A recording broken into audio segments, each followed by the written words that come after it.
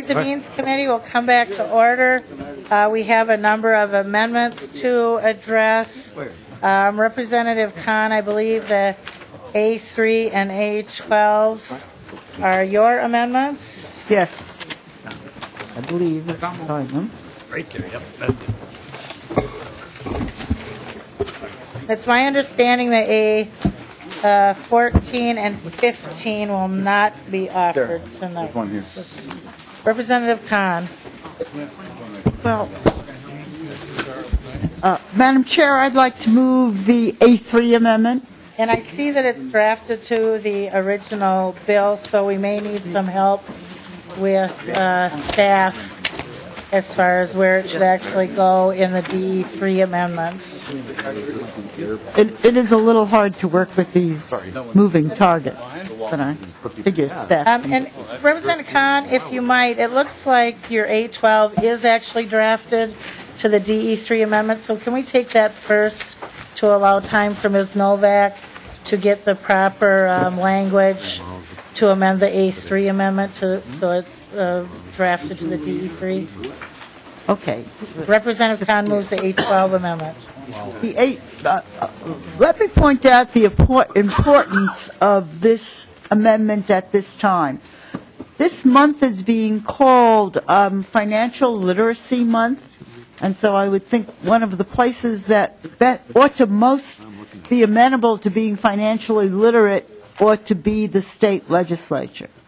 And what I'm saying is that what we're looking at is something that should be a complete package. One part of it is what we have is an appreciating mobile part of the package, something that can be moved any place, maybe in the world, and that's the team. The other thing is the depreciating, stable part of the package, which is the stadium. The stadium is built in one place. It cannot be moved.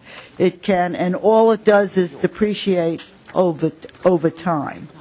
And so what this does is it starts to put these two things into a package. And what says is that if the Minneapolis is going to be the public owner of part of this, or the state is the public owner of part of this, what they should do is have this complete package of the team and the stadium, and and they should own a part of the mobile part, which is the team. Now, people continually tell me it's a variation of the Green Bay Packers model. And the success of the Green Bay Packers model is when people think they have an investment in something and they own it, they're willing to do all sorts of really dumb things, like the last Green Bay Packers stock sale, I think, raised $65 million of stocks that are worth nothing, and people are totally willing to buy it just for the bragging rights. And so I think that would be an appropriate attitude. I don't know if people in Minnesota are any smarter than people in Wisconsin, but that would be, if you say that there's enough of that same kind of attitude, we could tip into it for voluntary support of the package of the team and the stadium. And so what this specifically does is just ask for negotiations with the representatives of the National Football League, obviously with also the owner, to facilitate an arrangement, which there will be broad community-based ownership of the professional football team. Now, people say that this is not allowed, but we have, and Mr. McCormick, I guess, helped drafted this with me, but we did look at the current rules of the NFL, and the NFL does allow up to 30 owners of a team. A principal family group must own 30%, with the principal person owning 10%. And it seems to me, if this means that 70% of the value of the team, which will only dramatically increase if we pass this stadium bill, could be put into public ownership. And I think that that's a much better package for us to look at. This doesn't require that it just be done. This article just requires that it really be investigated. All right, thank you, Representative Khan. Representative Lanning, the A12 amendment. Madam Chair and members, it seems to me that the critical issue here that I'm not clear on what this amendment does is you have to have an owner that's willing to sell, and hopefully our owner is not ready, willing, and able to sell the team. If we were to want to have public ownership, that would add considerable cost to this, not only to build a stadium, but to acquire the team. Long term, public ownership, like is the case in Green Bay, has its advantages. But members, I think that this amendment is fraught with difficulty. Thank you. Would a representative of the Vikings like to come down and speak to the 812 amendment?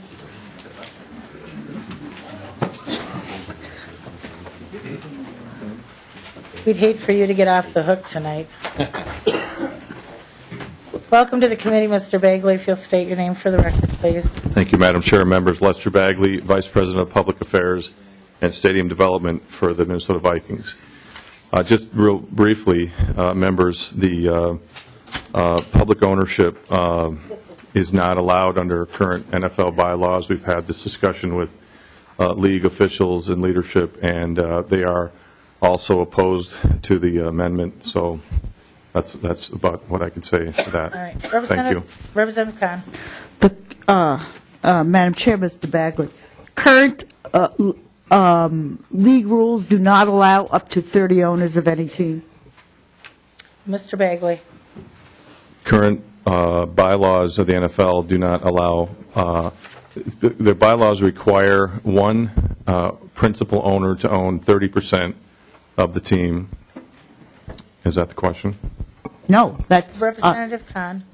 Madam Chairman, I completely in agreement with that. One principal owner must own 30, actually, as I understand it, and I'm sure you understand it more better than I do, but as I understand it, a family, at least a principal owner, at least of a family, must own 30%, and one person actually has to even own 10% of that 30%.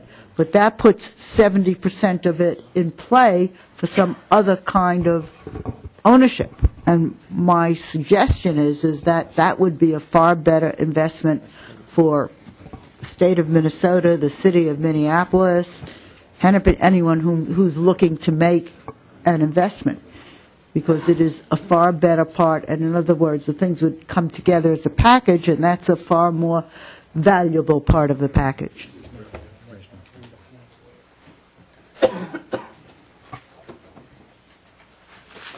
Okay. Mr. Bagley. Yeah, Madam Chair, Representative Khan, thank you for your patience. I'm not aware of the limitation on number of owners, but we have been informed by the NFL that there is the bylaws prohibit public ownership of the team. The Green Bay Packer situation has been grandfathered in to the league. I understand that, and perhaps the mistake is the use of the word public ownership. It's not public ownership but what about the sect of selling stock to other supporters? And I don't know if, for example, on the stock market, the city of Minneapolis is certainly not prohibited from buying stock in a company should they choose to do it. So I'm just saying NFL bylaws allow 70% of the team to be owned by something other than an individual owner. And what I'm saying is that 70% could be amenable to, that 70% would be a far better investment for the state or for any of its entities, for any of the multiple people, like all the people throughout in this room who are saying what a wonderful deal this is. Mr. Bagley. Madam Chair, Representative Khan, again, the article, your amendment says public ownership, and again, that is not allowed by NFL bylaws, and I don't think I can answer the question any further than that. Members, any additional Thank you. questions for Mr. Bagley? Representative Khan? Madam Chairman, as we know, in the title of in the titles of things, if the word public is specifically the problem, that's, there's no problem with striking that word. We know in writing rules and laws that titles have no meaning. And so the word public, that's the only place where the word public appears, and if that's what's prohibited, then just striking the word public would take care of that problem. There are then other parts of the bill which, other parts of the amendment which would work. All right, members, are there any questions on the A12 amendment? Seeing none, Representative Khan renews her motion that the A12 amendment be adopted. All those in favor say aye. Aye. Opposed, nay. No. The motion does not prevail. The amendment is not adopted. Members, I do have the right references for the A3 amendment on line 1.1. After the word "the," delete first unofficial engrossment. Insert delete everything amendment.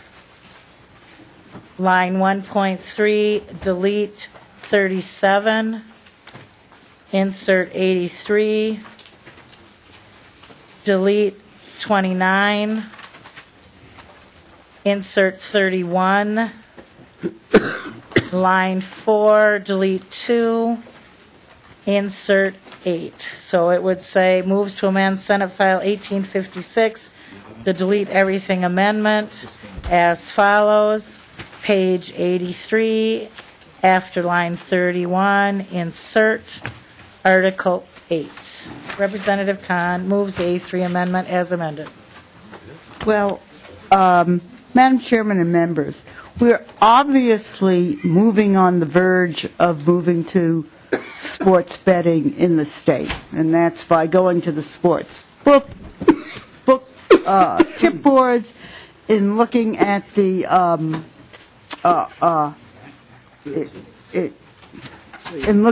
sports featured lottery and so forth, and but what we're leaving is we're leaving where the real serious state revenue is, and that's the issue of sports bookmaking. Now, I don't hang out with a lot of people who do a lot of gambling. I don't know a lot of people who go do pull tabs, and I don't know a lot of people who do bingo, and I don't know a lot of people who, and I don't know a lot of people who even buy lottery tickets.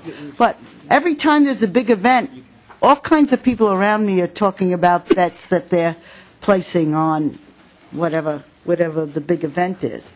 And the National Gambling Impact Study Commission last year estimated that as much as $380 billion is wagered illegally on sports in the United States each year.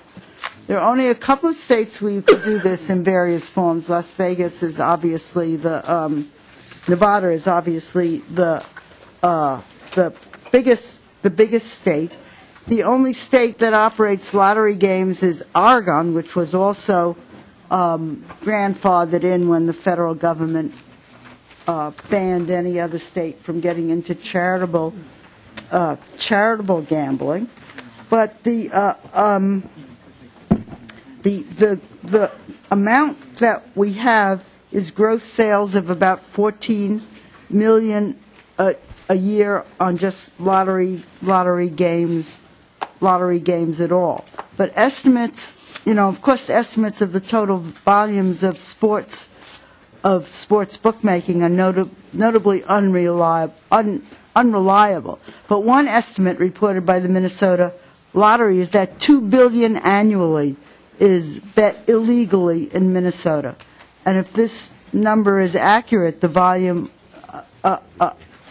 and so I just think with the way people would like to do things honestly and honorably in the state, if legal sports bookmaking in the state would pick up a large chunk of that illegal activity. Now, the question is, what happens, what about the federal prohibition? Well, we did years ago, when I first started looking at this, 1995 in fact, before that, we asked the Attorney General to report to the legislature on the possibility of doing a lawsuit to challenge the constitutionality of the Professional Amateur Sports Protection Act. And the report that came back from the Attorney General's office was that you couldn't prospectively challenge it.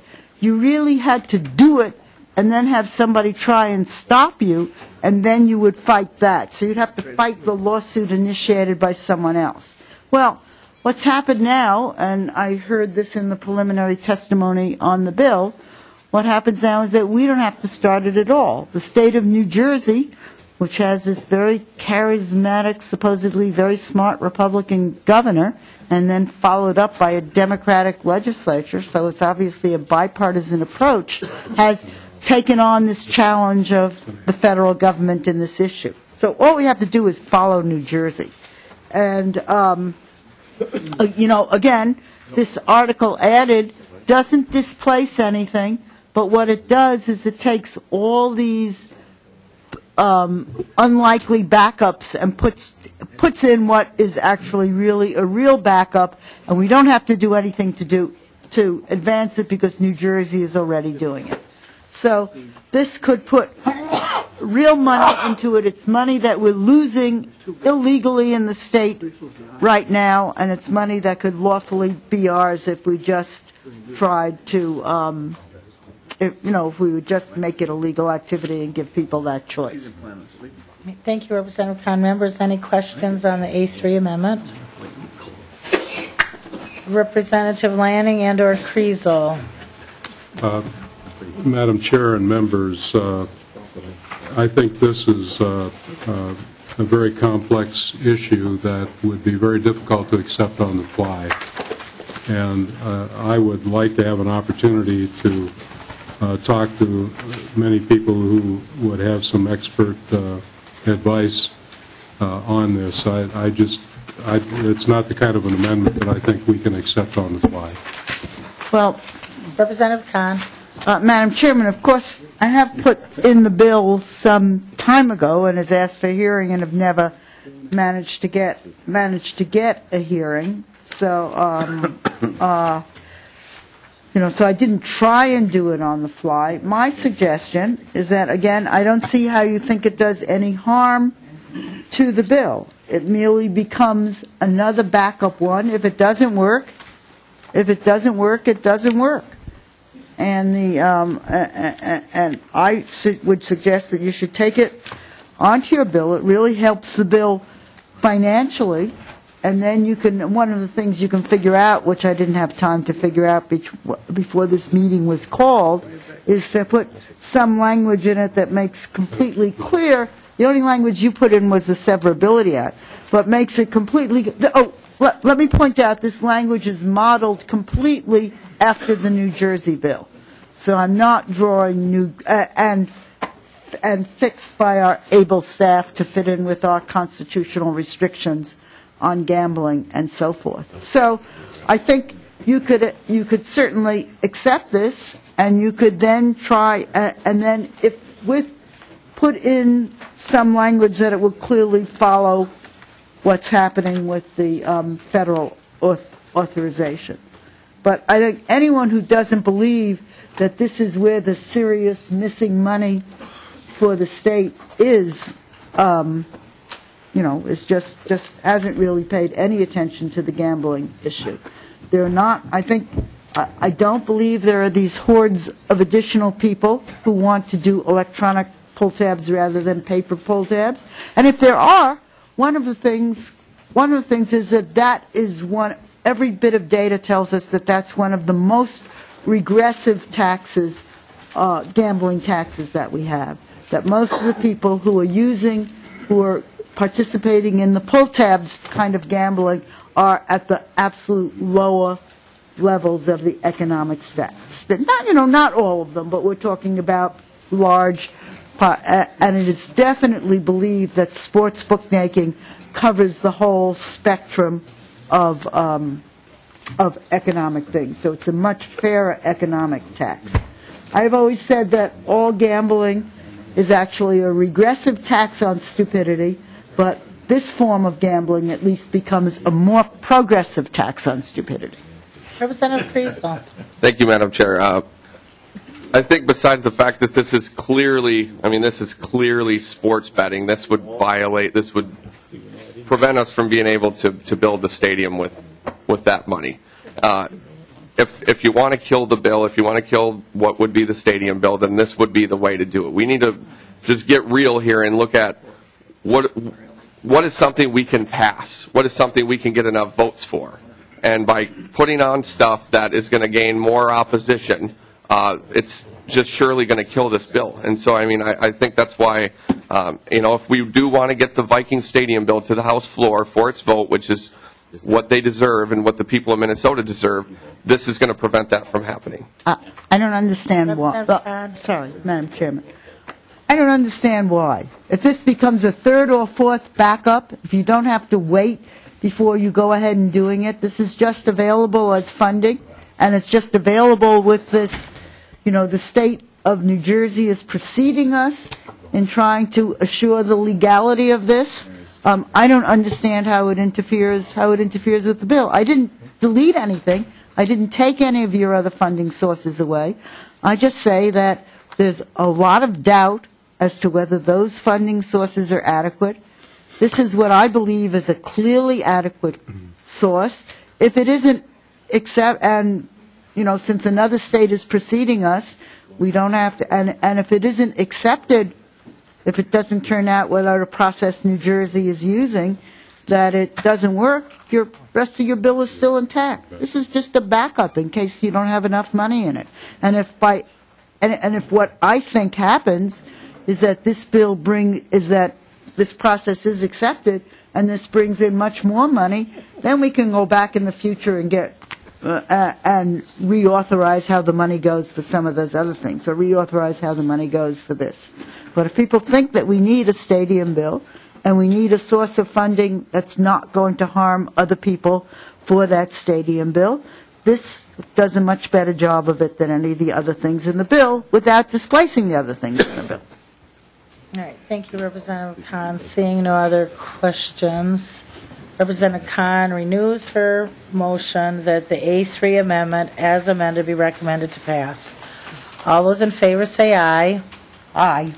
Those opposed, Me too, aye. those opposed say nay. No. The motion does not prevail. The amendment is not adopted. Representative Carlson, do you want to move the A16 or the A17? Madam Chair, they're identical. They were just drafted by two different staff people, so I'll move the A17.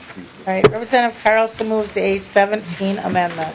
And, Madam Chair, that deals with the sewage disposal issue. There's language in the bill that would exempt the stadium from paying the charges, and would put the cost onto all other users in the district. So hopefully this amendment would be adopted. It's about a $200,000 cost. Representative Lanning. Madam Chair, Representative Carlson and members, we're okay if we would accept this. Any questions on the A17 amendment? Seeing none, all those in favor say aye. Aye. Opposed, nay. The A17 amendment is adopted. I believe, according to my information, the only item left to address may possibly be the A13 amendment. Representative Champion. Thank you, Madam Chair and committee, and I'm hoping this is one of those amendments that will be adopted as a friendly amendment. What I would like to do is delete, if you go to page 80, which is the stadium blink-on funding, and it's a backup, and it's for backup revenue, you will see that the backup revenue as they have there, and what I'm trying to address seeks to take the county boards voted on tax, and now the state really wishes to take those funds for another use. And really what it is that the county uses the excess to create a revenue fund to ensure that there's security to pay off existing bonds. And the county has used about, according to my information, $19.9 million to prepay variable rate bonds. And the county is using excess revenues to restructure the remaining variable rate and fix the note bond. And so this amendment wishes to, this legislation wishes to greatly impair the financing options Hennepin County has.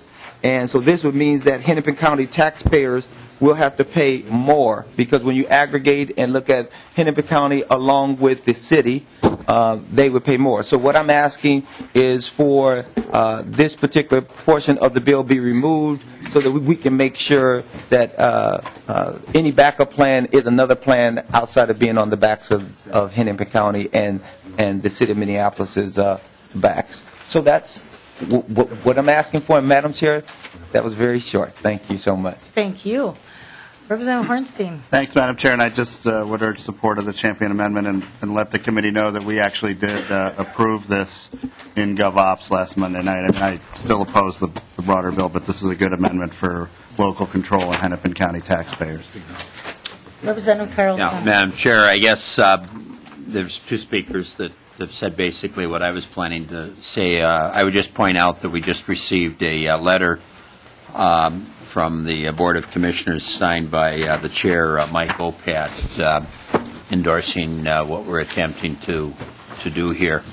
And that does generate $3 to $4 million per year, as was pointed out. And as Representative Champion pointed out, then they have been able to reduce the obligation by an additional $19.9 million as far as the Twins Stadium is concerned. So it's a good amendment, and I would appreciate support. Representative Lanning. Well, thank you, Madam Chair and members. I certainly understand the concern on the part of Hennepin County folks with regard to this. If we do this, it's going to leave a hole in our backup, and I would like to have an opportunity to explore what other alternatives there might be to fill that hole. And so I would respectfully request that we leave this in for now, and hopefully we'll be able to find an alternative to fill in that hole should we pull this out. All right, members, are there any questions on the A13 amendment? Representative Carlson. Just an additional point. As far as Hennepin County is concerned, they have a variable interest rate, and that their costs go up and down. So when we talk about creating potential shortfalls or holes, we could cause a similar problem for Hennepin County relative to the Twins. So if the amendment doesn't go on, I would hope that you would explore an alternative so we can, in fact, get this corrected, because we're solving one problem then by creating another. Madam Chair, Representative Carlson, I understand, and we're going to work to anticipate the possibility that this might be taken out, and therefore we'll need to have a backup plan. All right.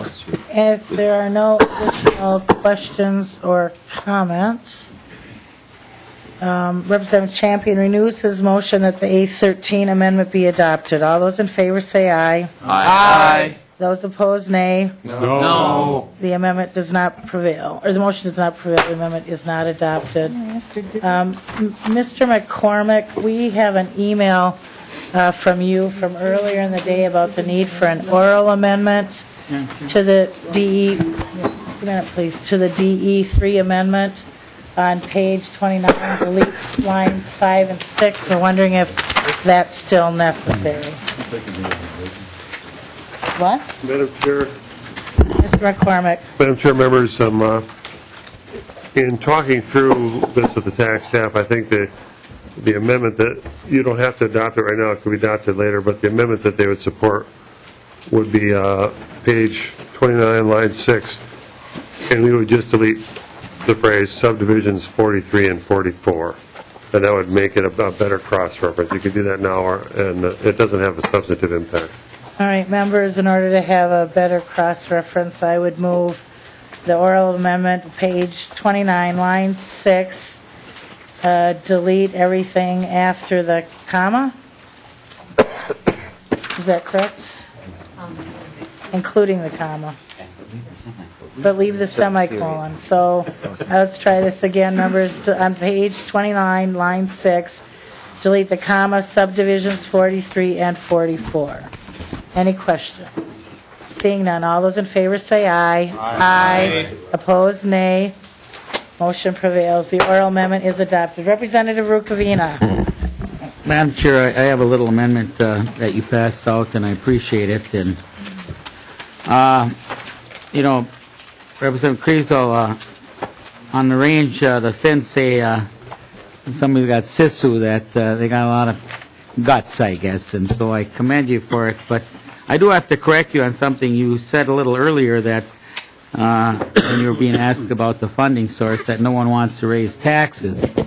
And, I think a lot of our members for the last 4 or 5 years have been trying to raise taxes in a fair way, and I would have no problem with taxing Ziggy or the athletes or the millionaire lobbyists in the room that got paid a little too much money for the way they lobbied. But this bill, I might add. But last week, Madam Chair, members, when I came down in that snowstorm, we were talking about prevailing wage when I came into your committee, Madam Chair, and I talked about the importance of a bonding bill and paying our construction workers, and I'm not going to abandon my friends on this bill because we need jobs.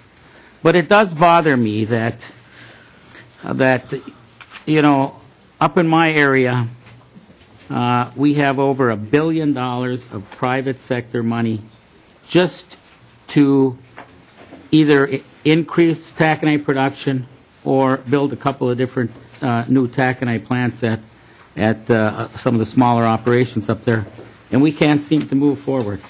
The only friend I got in the room has been this guy here next to me, Representative McNamara, who put a little amendment on last year in a bill on the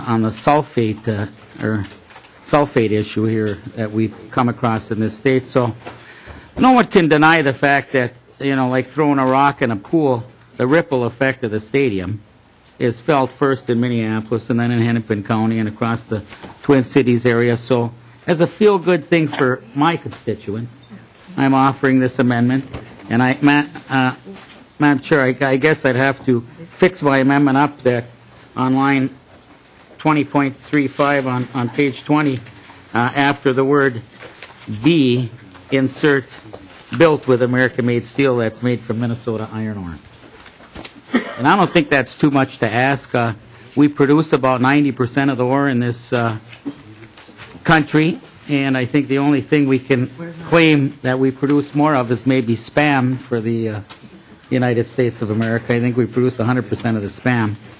But I don't think it's too much to ask, and so I'd appreciate the support of the committee to replace what I consider to be some pretty wimpy language on page 20 to the extent possible. Basically, I'd like to be 6'3" to the extent possible too, but what the heck does that mean? So with that, members, I offer it up in good faith, and Representative Kriesel, I appreciate your support on it, and Representative Lanning, yours too.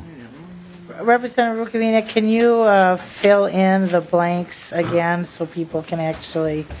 Page 20, line 35, Madam Chair, after the word "be," eliminate the rest of the language dealing with that on the next, that line and the next line, and just put "be built with American-made steel that's made from Minnesota iron ore."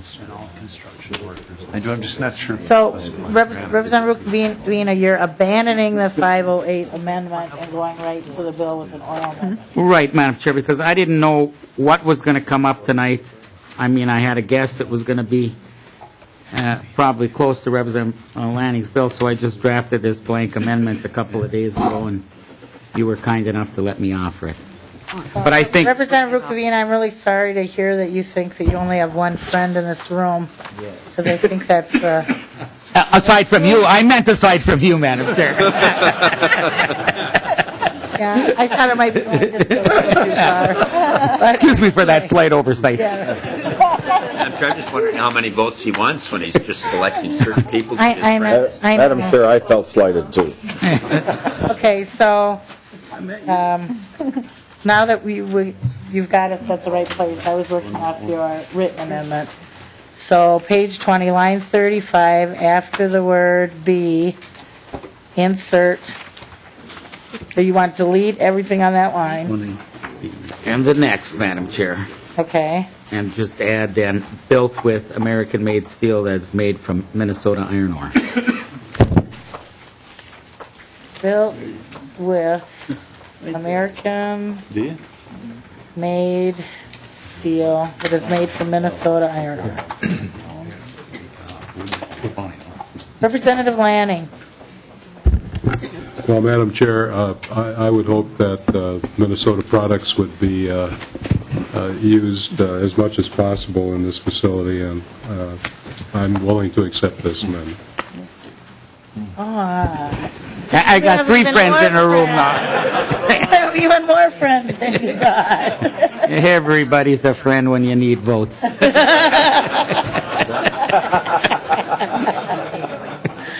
All right. Madam Chair. Representative Westrom. Just real briefly, Representative Rukavina, what will we save, do you anticipate, with this amendment? And maybe we should do that for the hot dogs and the nachos and everything else.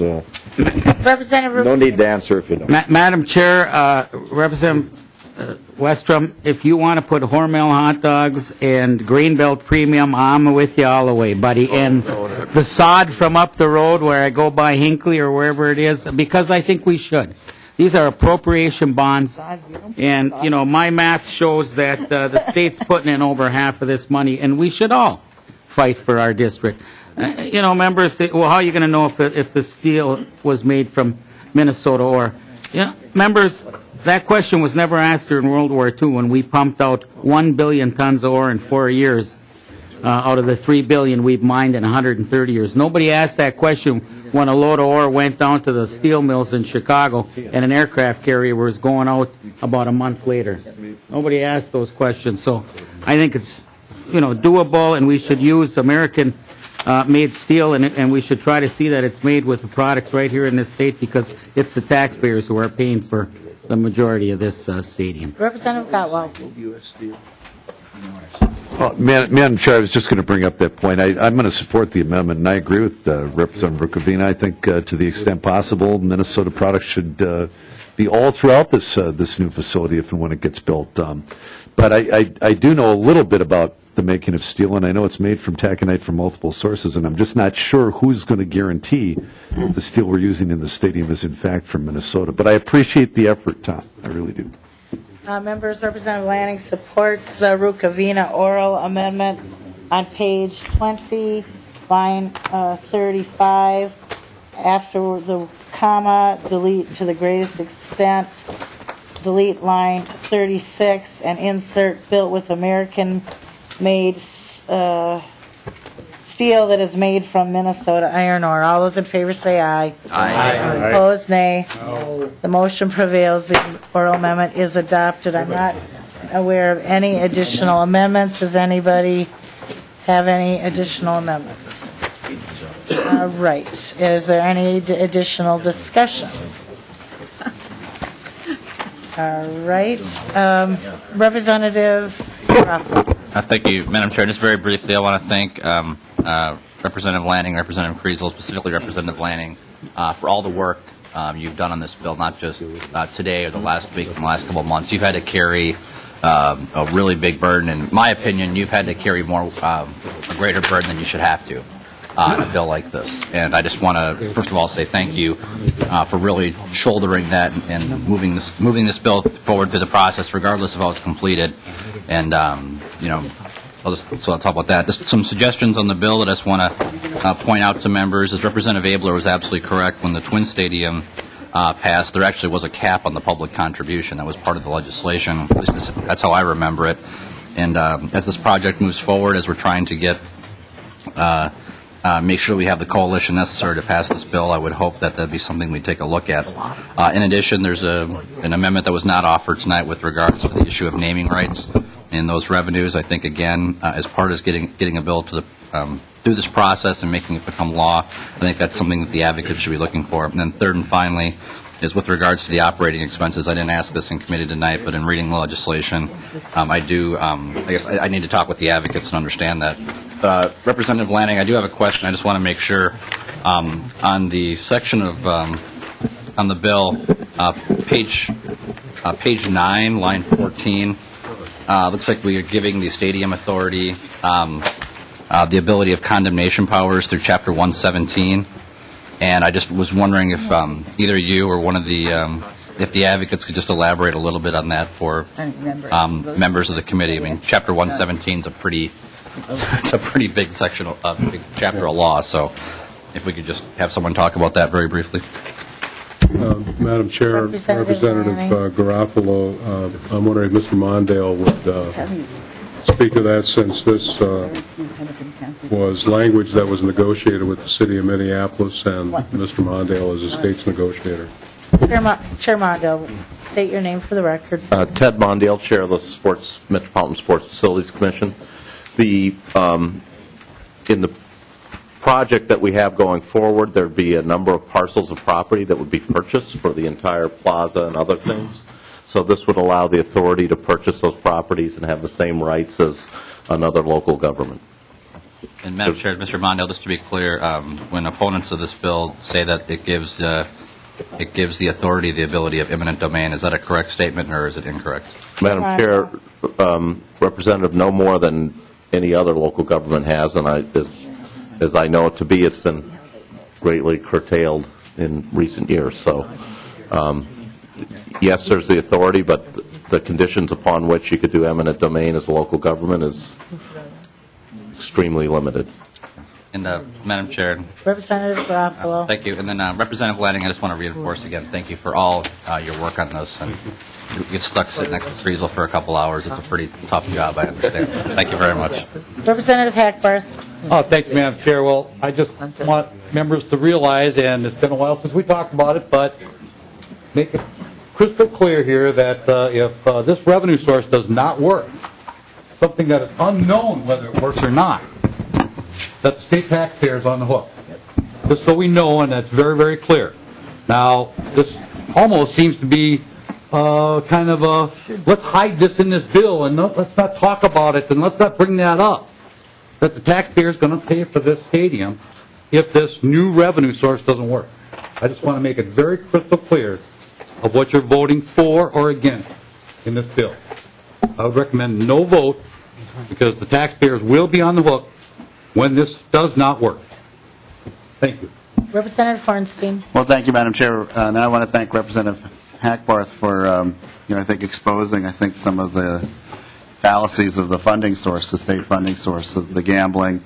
And I think his point is very well taken. We are potentially looking, even within a year or two, at a taxpayer bailout for this bill. And it's going to fall also on Hennepin County taxpayers because we didn't approve that amendment, as well as statewide taxpayers because of the reliance on the general fund as a potential backup. So I've opposed this bill last Monday. I'll oppose it again tonight. We didn't talk, I think, and I want to raise a point because we didn't raise it up till now. I think the business community in the state can do a lot more than they're doing, and we could have a lot more private sources of money to support this. And so, there may be a bill down the line that many of us could support, but it's not this one, and I'd urge a no vote.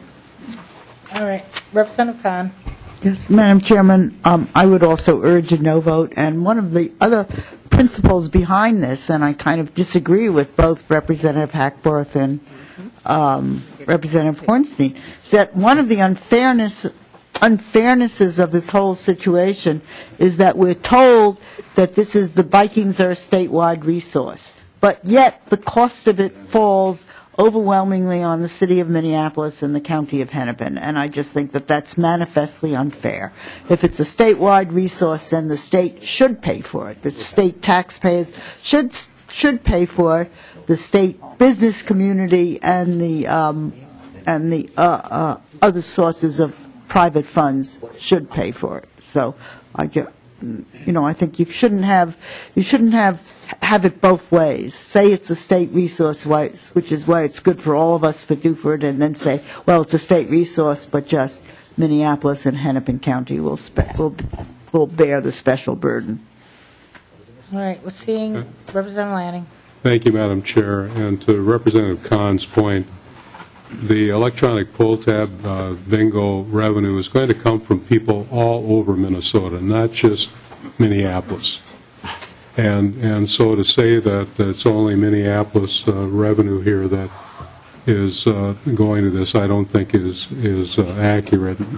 In fact, that's one of the advantages of this source of funding, is that people all over the state, if they don't want to have their money going to the stadium, then they shouldn't engage in electronic pull tabs.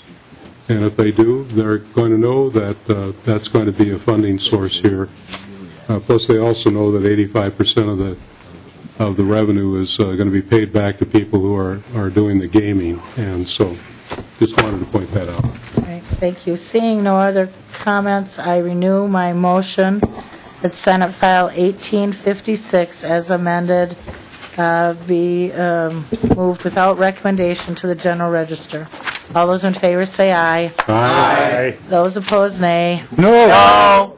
The the motion prevails. Now, members, the next thing we need to do in honor of Denny Hecker, we need to take the contents of Senate File 1856 as amended and amended on to House File 1485. So I will move House File 1845 for consideration by the committee. And unless there's any questions, I will then move to insert the language from Senate File 1856 as amended by the Ways and Means Committee. All those in favor say aye. Aye. Opposed, nay. No. We have House File 1485 amended with the language of the Senate file that we just worked on. I will move that be referred to the General Register without recommendation. All those in favor say aye. Aye. Opposed, nay. No. No. Motion prevails. The committee is adjourned. Thank you, Madam Chair, committee members.